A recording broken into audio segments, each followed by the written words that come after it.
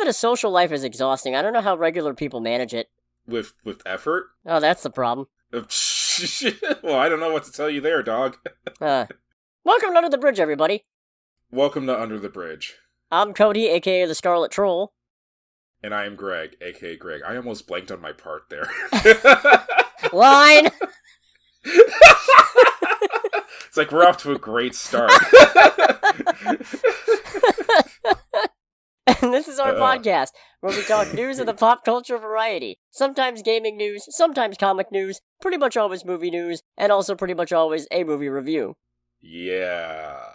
So if you like news of this variety, make sure to like, comment, subscribe, share the video around. I'm trying to really prioritize getting that out there first instead of halfway through the video and everybody's probably left. No, it's just the name of the game. You know, I'm guilty of it myself too. I'll be listening to a podcast and then I'll say I'll come back to it. And then I don't, because the next new episode comes out, and then I listen to half of that. Fair. The reason I brought up social life's being difficult is because that's the reason why I didn't see The Fall Guy this weekend. I had prior engagements that kept me from that. But I had a good time. And we do still have a movie to talk about, but that comes later. Indeed it does. But first, should we start with the comics-adjacent news or the gaming-adjacent news, do you think? I will let you decide on that one. Alright. Let's go with the vaguely comic-adjacent news. Oh boy. You're familiar with Airbnb, yeah? I mean, I'm familiar with the claymation commercials I keep on seeing from them lately. They have a claymation commercial? Yeah, it's like, there's different commercials for, like, the one I see the most of is, like, 3 women at a hotel. It's like, you're having a vacation away from the kids, but why would you go to a hotel with more kids? It's like, what the fuck are these commercials? Granted, this is coming from someone who barely knows what Airbnb is, in all honesty. Well, it's basically renting somebody's house as a hotel. I don't like that. No, it's terrible. Yeah, I mean, like, power to you if you do that and it makes you money, but I personally don't like the sound of that. Yeah, I know, there's all kinds of proprietary fees and what have you. It's nonsense. It's nonsense. Yeah. Not even once have I been tempted to do this. Yeah. Until now. Oh boy. Because, as part of their Icons experience, they apparently have an Airbnb that is an animated recreation of the X-Mansion. What? Oh wait, is this an actual thing? I am really having a hard time figuring out if this is it says it's a 2D animated recreation. So is it an actual house, or? I don't know, actually, now. Now I'm looking at this and I don't know. Hold on. I have to look this up real fast. Go inside Airbnb's X-Men 97 mansion. It says it's hosted by Jubilee, so I assume it's not real? Yeah, this just sounds like a theme park with more steps. But it says it's in Newcastle. I might have to cut this. Okay. I actually don't know what this is. Is this a real thing? Is this like a real building they styled like the X-Mansion, or is this like a virtual tour thing that they're charging $97 for? I don't know, because I'm skimming through like an article that Variety did on it, and they said it's like Variety toured the house. It's like, wait, is it a real house, or what is it? Okay, this article says it's actually in Westchester, so I think it's real? Okay. I kind of hope it's real, although once again, I do stand by the thing of this sounds like an adult theme park with more steps. Yeah, it really does. And probably more money. Apparently there's an actual Danger Room class, which, yeah, I'll pay money for them to try to kill me. Hell yeah.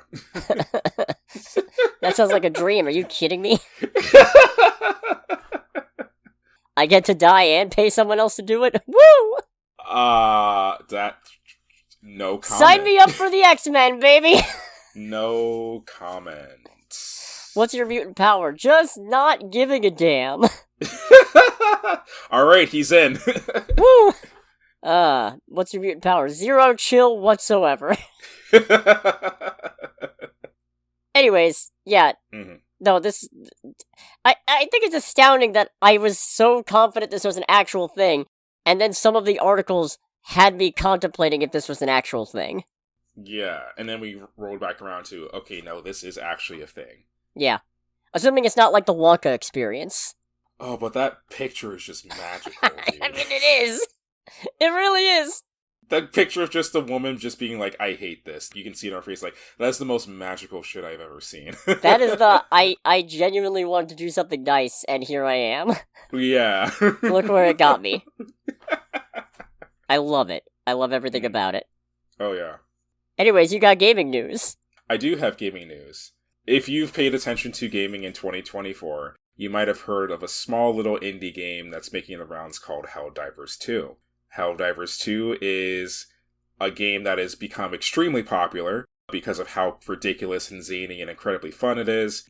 People are loving it, fans are loving it, the company making it, Arrowhead, has been making loads of money from it, and their community loves it. So naturally, it would be this perfect stage for Sony to come in and do something fucking stupid. Because now the thing with Helldivers is that this is a game that is published by Sony themselves, and as such, it's up to Sony to determine like what happens with it and where it gets sold and all that. Where it gets sold is the important part, because a few days ago, Sony put out a notice for Helldivers 2 saying, hey, if you're playing this game on PC, we are going to be rolling out an update that requires you to have a PSN account linked to it.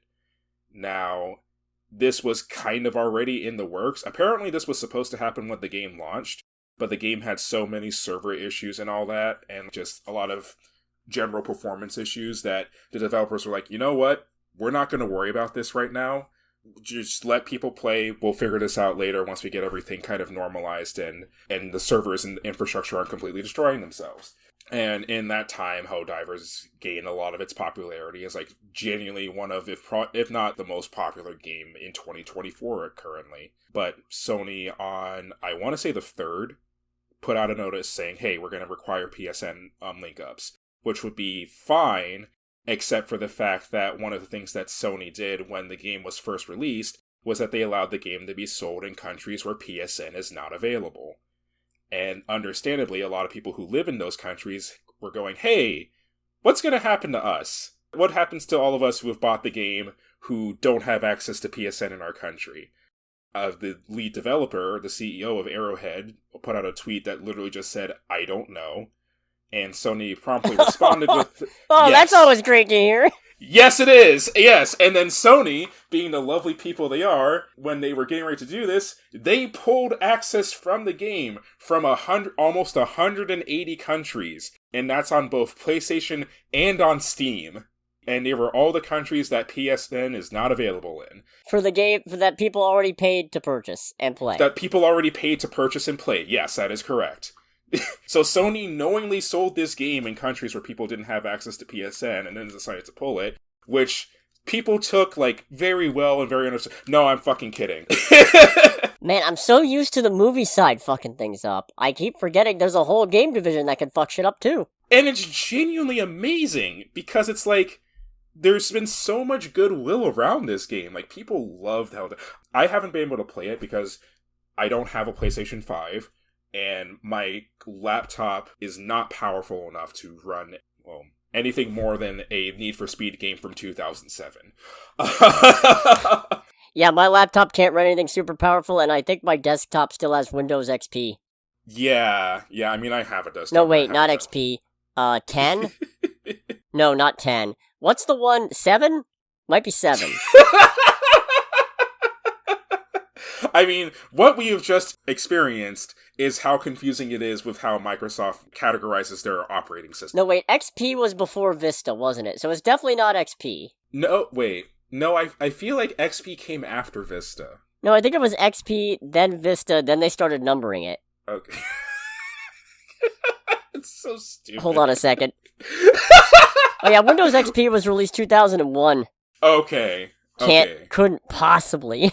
Yeah. Shows you how often I use my desktop that I don't remember which Windows was on it, and my first thought was, it's the one from when I was a kid. 2000. It's the one from 23 years ago.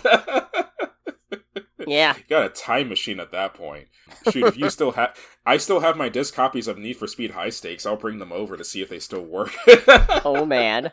From 1998. It might be 8. Oh, I mean, 8 would make sense. I think Microsoft still has very, very limited support for 8. I don't think they've completely abandoned it. That's not important. The important part is, Sony, what the hell? Yeah, Sony, what the hell? And a funny thing that the CEO of Arrowhead did, who I need to... What is their name again? I keep on forgetting this dude's name. Oh, I'm so gonna butcher this, because I think it's the developer's last name. I don't know how to say that. It's Pilestedt. I have no idea how to pronounce it. Hold on, I'm gonna try and see if I can... Yeah, his first name's Johan. Well, you don't mess with the Johan. Yeah, where's Arrowhead based? Is it Arrowhead Game Studios is in Sweden. Oh, okay, I have no idea how you pronounce this. Yeah, it's like, all I need to see was Sweden. It's like, yeah, I'm good. It's not happening. I think Pilested's close, but... Pilestead. We'll go with Pilestead. So Pilestead, during all of this, actually put out a tweet linking people to Sony's FAQ in regards to connecting PSN accounts to PC games, which originally being the key word, the question was asked, do you need to link your PSN account to play PC games? It's like, no, it's completely optional. And then they changed that. But with that, the game was horrifically review bombed, and just like so much bad press was going around about it. And that lasted for like a day and a half.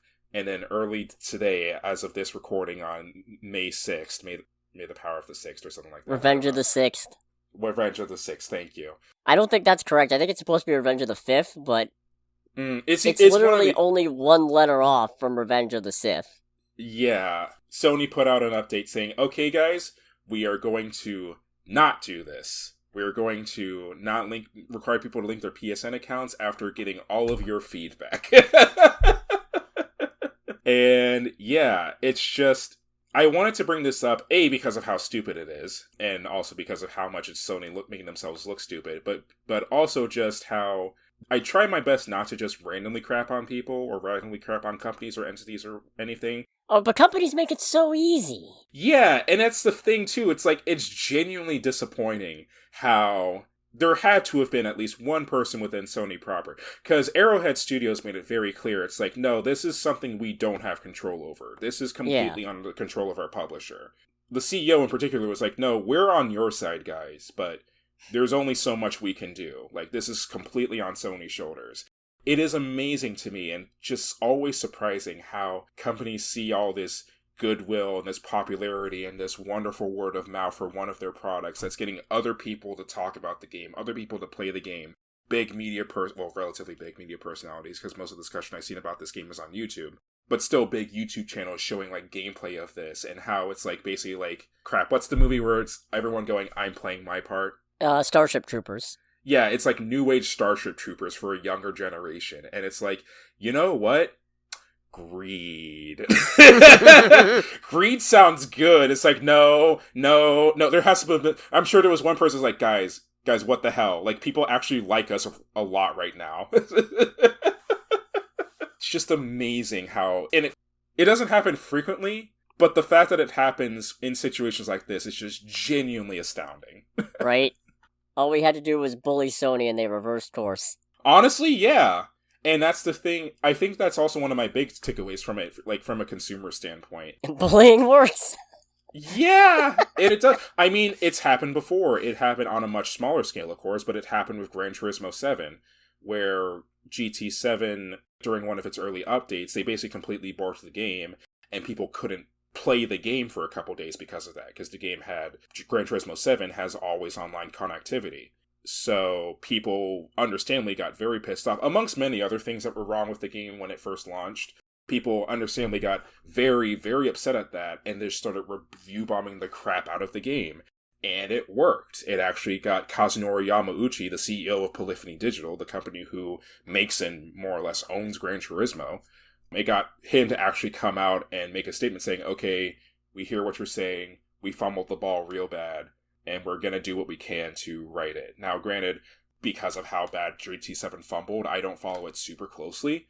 Let me put it to you like this. As a person who's grown up with Gran Turismo since, like, literally they were, like, 8 years old, I want a PlayStation 5 more for Final Fantasy than I do for Gran Turismo. So, that kind of says it all at that point. Yeah.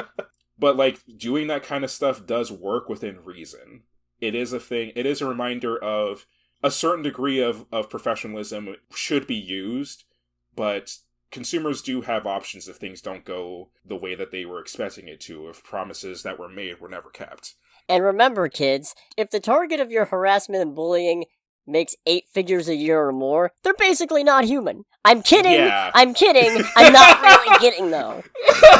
I mean, it's like they are human. It's the thing that they're human, and as such, because they have that much, I look at it as they should be held and hold themselves to a higher standard, and as such, if they do something wrong and don't make a statement about it, but double down on it, especially if they double down on it, then it's like, alright, I personally will always advocate for civil discussion, but if you're playing silly games, you're gonna get silly prizes. Yeah, there are times when you just gotta let it fly. Yeah. You just gotta call somebody a fucking asshole and have done with it. Yeah. I think the pizza might be here. I'm gonna go check. Go get your pizza. I'll just sit here and entertain the audience then. So we are now in our intermission, ladies and gentlemen. Welcome to Under the Bridge Intermission Time with your host, Greg. So, crap, where do I go with this? Let's see. How about cars? Cars are pretty cool. Cars are pretty neat. You've heard me talk about cars in the Gran Turismo movie and all that. But here's the thing. Car enthusiasts are insane individuals. Speaking as one. I had more of this planned. I don't know what else to go with this now, so I'm just gonna stop. Also, Armored Core 3 has one of the best soundtracks in the Armored Core franchise. If you haven't played the game, you should play it for that reason alone. Even if the control scheme is absolutely garbage. What have y'all been saying about me behind my back? I'm back with pizza. I did leave a nice little ramble in between there. Oh, this ought to be fun. Yeah, I'll let you decide what to do with that. Yeah. If you want to cut it or turn it into something. Alright, so I was gonna start on one thing, but I switched out for another thing because we actually got our first look at David Corenswet as Superman in Superman. I almost said Superman Legacy, but that's not the name of the movie anymore. Alright. And if I sound muffled here and there, it's because I'm eating pizza, because it's been a terrible day. Yeah. I mean, I can't say I haven't had as terrible of a day, so... You know... Wait, are we commenting on the picture now? Did I just fumble this? Okay. No, that's good. I can... I can hear you. Jesus Christ. I'm a real professional YouTuber. Initially, I was just like, is he just chilling while this is going on? It's like, oh, he's pulling his boots up. Yeah. Like, I'm saving the world by my bootstraps. I'll be honest, and I hate saying this because I'm not a fan of the over-designed critique. Mm-hmm. But there's a few too many lines on it for my liking. On the uniform? Yeah. I can kind of see that. There seems to be, especially on the lower half of the arm. Yeah. Towards the hand. And I mean, don't get me wrong, it doesn't need to be spandex, but I'd rather it look more like... I guess it does still look more cloth than armor. Right. But then it doesn't really feel like it needs the lines. Mm. I don't know, maybe it just isn't a very flattering picture because he's sitting, and in the process of putting it on. Yeah. Maybe it looks better once he's in action. Probably, here's to hoping. Yeah. I don't hate it. Yeah. Wait a minute. Does he have the trunks? I think he's got the trunks. I say asking the important questions. Hold on, I have to zoom in on Superman's crotch.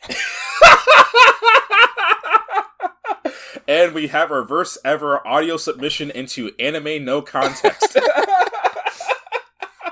I think I see trunks. I'm pretty sure he's got the trunks. We eating good tonight. Hell yeah, not just because I got pizza. Alright, fucking A. And by the way, if you don't know what I'm talking about, Anime No Context is a magical subreddit. So yeah, no.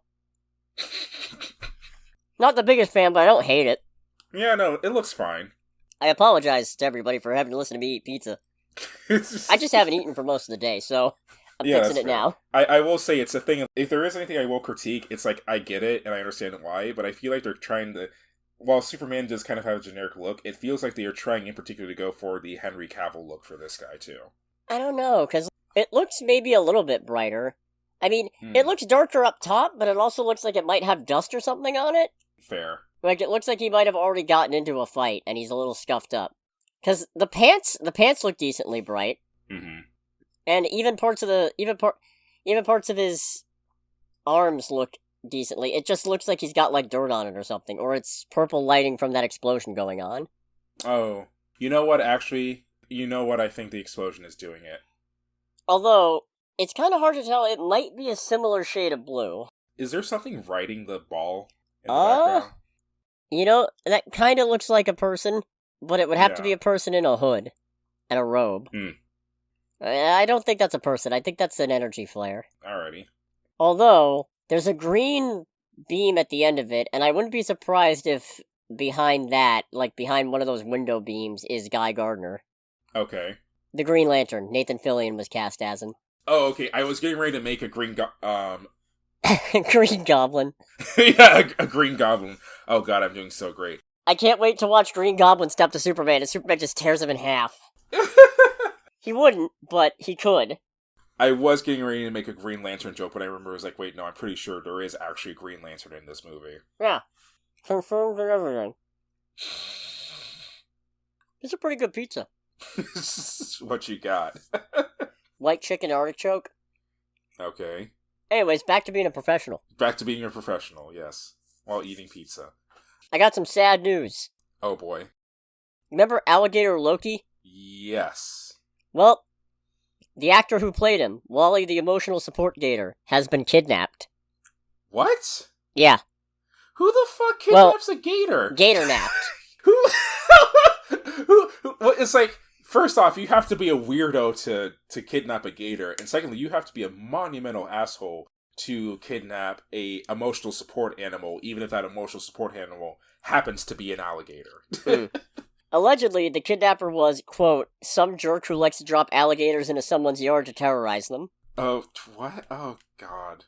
So, even worse, there's a government agency meant to handle such things. Really? In the sense of animals in the wrong spot, you know? Okay. So, I believe not knowing that this was, Wally the Emotional Support Gator, they sent a trapper out, and the trapper dropped him off with a bunch of other gators in a local swamp. Oh, he's probably dead. Yeah. Yeah. Because that's a domesticated gator. Yeah, which is good luck in the wild. Apparently he eats Cheetos. That is a wonderful mental image. Wonder how he feels about pizza. I'm thinking maybe we could lure him out? Maybe, hey, anything's possible. There's videos of, like, gators being lured out with the Imperial March, so... No, there is actually a wonderful video on YouTube of someone who I think works at a sanctuary, and he uses the Star Wars Imperial March to get one particular gator, who I think is actually named Darth Vader, to come out to eat. That's spectacular. It's pretty great. The really sad part is that apparently the trapper put Wally somewhere in the Okefenokee Swamp, which is 438,000 acres. Ugh. So, even though plenty of people want to help, it's not actually legal for anyone other than licensed trappers to go in and look for an alligator. Oh, that's understandable, but still unfortunate. Yeah. Anyways, whoever kidnapped that gator, rot in hell, you son of a bitch. Yeah, that you have to be a monumental asshole. Like, even if you think that gator wasn't in a good spot, releasing it in the wild's not going to help when it's already been domesticated and eats Cheetos. Yeah. Especially eating Cheetos. It's You've doomed that gator. You have doomed that gator to its death. I made myself sad with that one. He was really cool. He was a cool gator. Yeah, he was. Hands down, one of my favorite parts of Loki Season 1. Are you sure he's a Loki? Well, he's green, isn't he? That was good. Yeah, but it could just be an alligator wearing a hat. It could be part of the long con, which honestly makes him even more likely to be a Loki. Fair. Mobius, like, this could just be an alligator playing a trick, realizes, oh wait, shit, that makes it more likely he's Loki. I love it. Almost as much as I don't love this news. Right. But you love that pizza. I do. Pretty good pizza. In Chris Hemsworth news. Oh boy. When talking with Vanity Fair, he said that he feels like Marvel fans deserve another Thor movie after Love and Thunder. Okay. His exact words with Vanity Fair were, I got caught up in the improv and the wackiness and I became a parody of myself. I didn't stick the landing. You know what's funny is that I keep on rewatching the Furiosa trailer, and Chris Hemsworth's character, I think, is him channeling goofy Thor, and it works a lot better in that than it does in actual Thor. Yeah, because he's not actually Thor. Yeah. And also, he's still sinister in that one. Yeah, very, very. Like, he's goofy as hell, but sinister. Mm-hmm. He also said, "Sometimes I felt like a security guard for the team.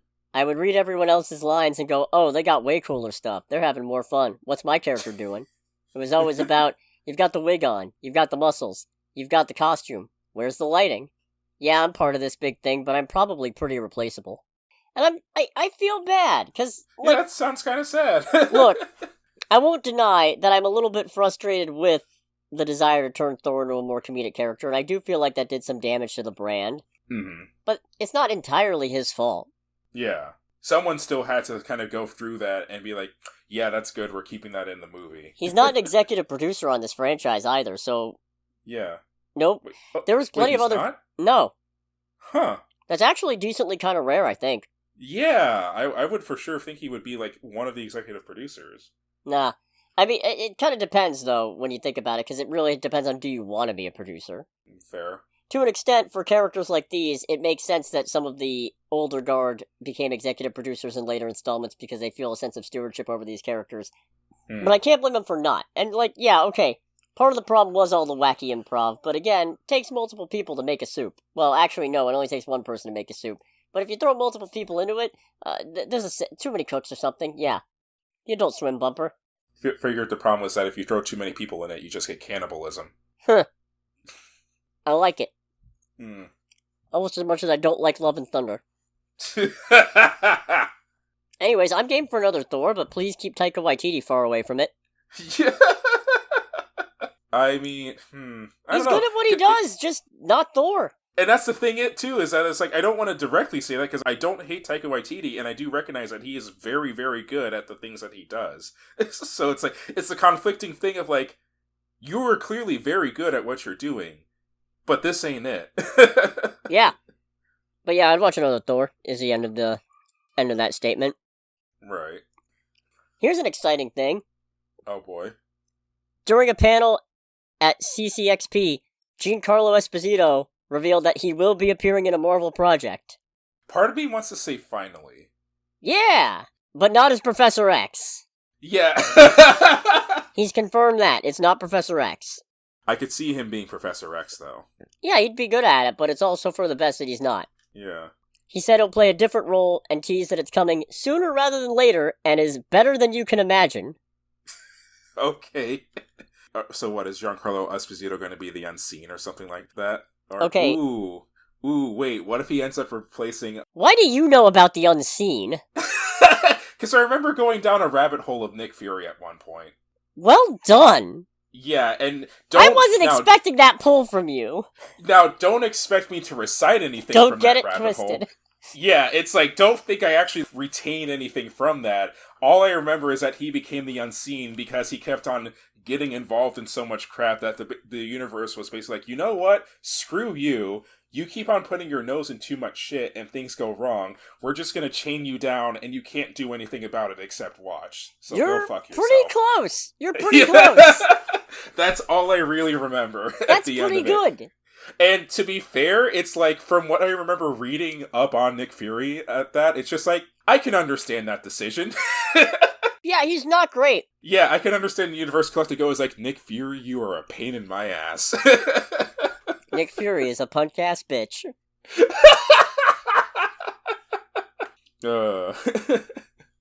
I'm trying to think of who he... I don't want to guess, because I feel like this could just be a joke, because, remember, Deadpool and Wolverine's coming out soon. It's entirely possible he's a one-off gag character in that movie, and they just kill him off. Ooh, I could see that. And the thing, not only can I see that, I can see him, like, being totally down for that, too, and just having the time of his life. Yeah, no, so I don't want to get my hopes up too much. Mm-hmm. But, maybe he's in Blade? I could see him be... I feel like there's a lot of possibilities there. Yeah, I'm not getting into it. I'm not getting into it, specifically because if I get into it, I can only be let down. Fair. Let's go to trailer time. Let's go to trailer time. It's trailer time again. We've got movie previews to watch. It's trailer time again. We got the first trailer for Francis Ford Coppola's Megalopolis. So this is apparently, like, what, some kind of modern rendition of a Roman epic? I don't know. Okay. I don't know that it's necessarily technically an adaptation of anything. I haven't seen it mentioned, at least. Okay. I know Coppola's been wanting to work on this for ages. I did see that he started mindstorming his project in, like, the mid-70s. Yeah, late 70s. Well, late mid. Yeah. And spent $120 million of his own money. Okay, that's commitment. Yeah. Yeah, and I mean, more power to him, and I'm all for artists expressing their vision however they want, especially independent of the studio nonsense, especially if you're not adapting something, you know? Right. Like, okay, if you're adapting a character that a lot of people... I'm not gonna get into it. This is a discussion for another time. This ain't it, Chief. I'm interested, but I don't really see what makes this legendary. You know? I mean, it just looks weird and confusing and very, like, what happens next, which, if I'm honest, makes this a perfect movie for Adam Driver. And I say that as someone who likes Adam Driver. Oh yeah, I'm sure it'll be tremendous in this. Yeah. Because, like, there's a crazy ensemble cast attached to this movie, because you got Driver, you got Aubrey Plaza, you have Cannibal Shia LaBeouf. Actual Cannibal Shia LaBeouf, thank you. Who else is in this as well? Those were the... Natalie Emanuel. Okay. Ramsey. Oh, neat. Yeah. Let's see. Apparently Zendaya's in this. Huh. Zendaya. And Giancarlo Esposito.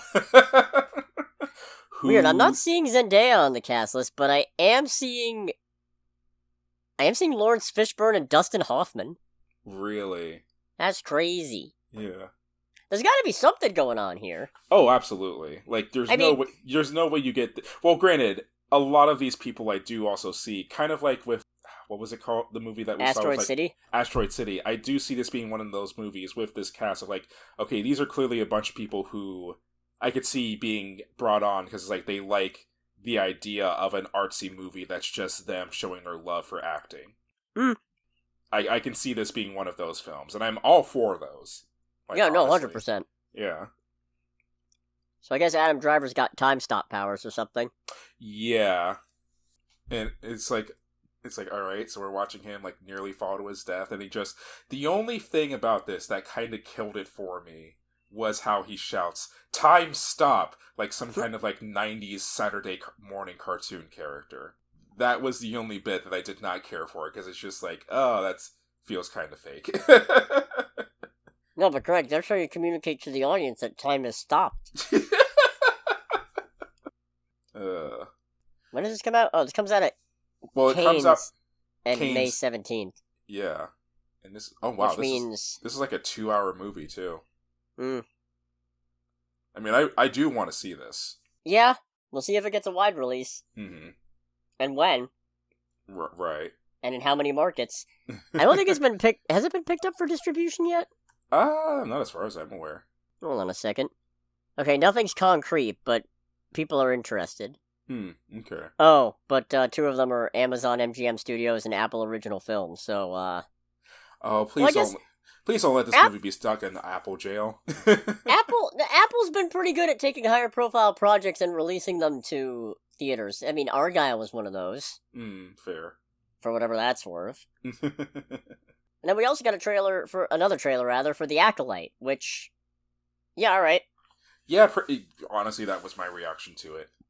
I miss back when I was excited for Star Wars things. I mean, I'm interested in it by default because of it being a Star Wars project, but of all the Star Wars I mean, it's not the most interesting for me personally, which is a real shame because it takes place during, like, the whole High Republic thing, like, well before, like, the main movies and all that. It's just like, yeah, more of that. And see the trailers, like, I don't want to say it's boring, but it doesn't look super exciting. I mean, it looks exciting in the sense of, I'm interested to see if the Acolyte, such as it were, who I assume is the Sith, to be the Sith, is going to successfully galvanize more people. Because, okay, I'm not super up on Star Wars stuff, ergo, I know the Sith implemented a rule of 2, but I don't remember when. I don't know if this is still back when there was a bunch of Sith, or if there's there's supposed to be a rule of two, but the secret thing of the rule of two is there's never just two. Yeah, no. There's just, like, two that are official, if nothing else, but there's always more than two. There's a master and an apprentice, and then the master always has secret apprentices, and the apprentice has secret apprentices. And so on and so forth. Yeah, it's apprentices all the way down. The Apprentice. God damn it. I feel like they should have left the red lightsaber thing until this trailer. Yeah. Because I knew they were building up to it in this one, and I thought, wait, I've seen this, yeah? Red lightsaber comes out, yeah, I saw this. Huh. I mean, you do you, I guess. If you want to show it twice, alright. Right. Yeah, I don't know. This will be interesting, I think. Yeah, I'd say so as well. I'll try to give it I'll try to make some time to watch it. 2-episode premiere, what was that, June? Or was that July? Yeah, I think it's June 4th. Huh. June the 4th be with you. No, that doesn't work at all. Jesus Christ. Let's talk box office. Alright, let's do the box office. We did not see the highest grossing movie this weekend, because the highest grossing domestic movie this weekend was The Fall Guy. $28.5 million domestic weekend and total for a $65.4 million worldwide total against a $130 million budget. Oh boy. Yeah, it's still got a ways to go. I do want to check it out. Well, you gotta remember, people are expensive, right. And this is an action movie. Effects don't come cheap. Fair. Still, I can't really render an opinion on this performance. Hopefully I will get to see it sometime soon and have an opinion on whether it's a travesty or not. Same, hopefully. Travesty that it's not doing better, I mean. Or travesty that it's doing as well as it's done. Either's possible. Now, the movie we did see this weekend, I actually don't have box office this weekend for. I am not surprised to hear that, honestly. Yeah, we saw Mars Express, which has a 9 million euro budget, I believe is the denotation there. Yeah. I did some calculations, and by that I mean I plugged it into Google's conversion calculator, and apparently that's about $9.7 million US. And currently its box office is about $1.2 million US. But is that worldwide or just just in Europe? I think it's worldwide. Oh, well, shit. Yeah. I mean, to be fair, this is a niche movie. True. Very true. I mean, technically, it's a 2023 movie. Yeah. I'm really gonna regret this pizza decision when I'm editing. I say you're doing this to yourself, dog. I'm gonna go, oh man, that's terrible. Why did I ever think this was gonna be funny? But I persist. I don't know if you decide to do something with the bit I left in the middle, depending on if you cut it or not, or turn it into like an end of podcast thing. Maybe. We'll see. So Mars Express. Yeah, I mean, it premiered at a film festival, and then it got a French release later in 2023, and it's just getting its American release now. I feel like this isn't a movie you make to make money. No, I don't want to, like, devalue it by calling it an extremely high-quality art project, but... I don't think that's devaluing at all. Well, yeah, but so I like this movie quite a lot, but I don't want to leave it at the level of art project, if that makes sense. No, but art for its own sake is very enriching, especially when you can actually afford to divorce it from trying to impress a bunch of shareholders. True. Yeah. Which I don't know that this is completely divorced from that. I assume somebody somewhere has to answer for the amount of money it's making or not making. Right. But since it's not the Hollywood studio system, I can throw my hands up and go, I don't know, and therefore none of my business. If I remember right from like the companies that were showed before it started, I want to say this movie might have been at least partially bankrolled by the French government. Maybe. Because, okay, so France 3 so that's basically France's equivalent of like BBC television. Okay. Of course, there's no articles about this in English. This is just a guess on my part, in all honesty, but I want to say this film, through at least one of the companies involved with it, is partially bankrolled by the French government, so that loss in revenue is probably not as severe. At least not for the studio. Yeah, at least not for the studio. No, I found this to be a very interesting movie. Oh, yeah. So, the premise is that people live on Mars. Earth has apparently pretty much become a slum for the unemployed, allegedly. Which is a hilarious thought, in all honesty. Now, if you found a shiny new planet, you'd ditch it. Yeah, fair. I mean, Mars isn't exactly shiny or new, but we could make it that. Mm-hmm. We probably can't. Mm. I'm just imagining Megamind in his Bernard disguise going, "The science is impossible." One of these days, I'm going to steal up and I'm going to watch the Doom Syndicate. Hmm. But I just don't have it in me right now. Fair. Anyways, Mars Express. Yes. Our main characters are private investigators who are looking into a missing girl that uncovers a massive conspiracy, yada yada. There's robots too, by the way. Yeah, so this movie is a animated neo-noir science fiction drama. Yeah. And it does touch all, well, besides the animation, obviously. It touches all of those and then some. The joke is it's actually live action. Can you imagine advertising something as an animated movie and it's actually just real people? Yeah, it's called The Lion King. No, that's the opposite. That's advertising something as live action and it's really more CGI. Fair. So, Mars Express is another one of those exploring the allegories of prejudice and bigotry and humanity. And humanity using AI as an opposing marginalized force. Not entirely unakin to the creator. However, I feel like this is better. It's the creator, but with a more thought out overall story, and that's it pretty much. I don't even think it's necessarily about the story. I think tone plays a part. The creator, and admittedly, it's been a few months since I've seen the creator, but based on my recollections, comparatively, the creator was maybe a little more detached in its representation of AI. Right. In that it presented AI as equal merging to humanity, but it never really ever felt like it. You know? It was very hard to tell the difference between a genuine artificial intelligence with emotions and free will, and really well-programmed AI mimicking those things. Right. Whereas here, it's established you do have to jailbreak robots to give them free will and be able to overcome those directives, but they are capable of doing it. And in doing that, and also in the dialogue and how they act and present themselves, there's a genuine sense of humanity that I feel like the creator was missing in trying to make its point. I really shouldn't be tearing down one movie to make another, but it's the most direct comparison that I have. So, yeah. I like this. I'm glad that I saw it. Yeah, I'm glad I saw it too. I feel like it's been a while since I've seen both an animated movie and a more off-kilter movie. Or an off-kilter movie of, like, total quality, that is. Right. Because I say that and I think of Blood and Honey too. Oh, that's definitely off-kilter. Yeah, but not quality. Not even a little bit. So it's fun to see something along those lines in one movie. Because it's like, it feels like these kind of movies don't happen very often. Yeah, you're right. So it took me a bit to find the English cast for this. Okay. And some of these actors I'm not familiar with. But Josh Keaton is Carlos Rivera. Oh, really? Yeah, Mr. Spectacular Spider-Man himself. Hey, there you go. Mr. Jack Darby from Transformers Prime. Apparently Valtor from Winx Club. Huh. No, what do you mean he was Hercules in Birth by Sleep? Alright.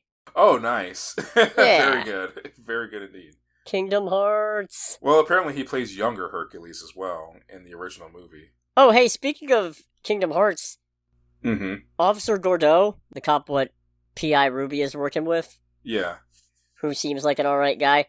He's voiced by Benjamin Diskin, who was young Xehanort. Huh. Alright. And also number 1 from Codename Kids Next Door. Wow, okay, that's a pull I would have not expected. You know, that's why I pull it out, because nobody ever expects it. like this pizza. Or the Spanish Inquisition. Nobody expects the Spanish Inquisition. Or the, I don't know, French animated Inquisition in this case. So the animation in this is an interesting style. I like the animation in this. It is an interesting style. It's a little all over the place. There's a lot of scenes where it's just genuinely like very beautiful and very well drawn and stuff like that. And there's other scenes, because honestly, the facial expressions in this movie is like what really makes the animation stand out. There are some scenes that, and I do mean this in a genuinely loving way, make it seem like characters are out of like King of the Hill, and it's they hilarious. Make the most Kremlin faces. Yeah, and it's genuinely great. It's very endearing. Because some of these characters make like these King of the Hill faces, but it's also completely perfect. in like certain circumstances where they pop up. Because it is still conveying an emotion at that point. Yeah. You can tell what they're thinking. There's not really a point where it's inscrutable because of the way the animation is styled. You never really hit that point. Yeah. Or if you do, it's intentional. Right. I think it's a pretty good mystery, too. Yeah, it is. Like, it does kind of keep things guessing and keeping things going for quite a good bit of time. I did kind of see where it was going as we approached the halfway point, but I didn't have all the details. So that's good.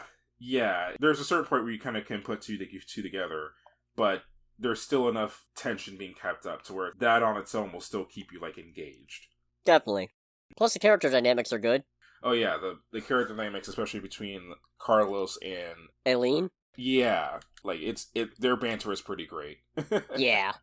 It's especially interesting because Carlos himself is not actually Carlos. He is an AI backup, because his original self is not confirmed to be, but almost definitely dead. Yeah. That's a regular thing that's brought up in the movie, because it kind of touches on the whole subject of what is humanity. Because we established that, and it's a thing of like, alright, so am I alive? Am I really dead? Where exactly do I sit here? Am I a better person than I was before I became this backup, or have I really changed at all? Yeah. That part's really interesting. Some of the robots are more human than some of the people sometimes. Honestly, yeah, and that's both really fun and in a couple places genuinely heartbreaking. Yeah. Mostly fun, like Lem. Yeah, Lem's great. Who at the very start of the movie, having fallen into a crowd of anti-robot bigots, just looks around, and from his position still on the ground just goes, "Dear friends, you may fuck yourselves," and then gets the shit beaten out of him. It's really good.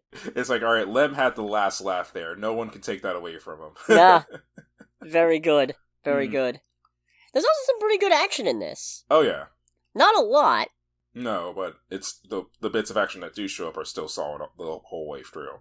Yeah, it's used... Actually, you know what? I guess there's more than I thought, because there's the initial chase scene, there's the extraction, there's the lab sequence, there's the... I guess there's more action scenes than I was giving it credit for, but it's used very well. Oh, yeah.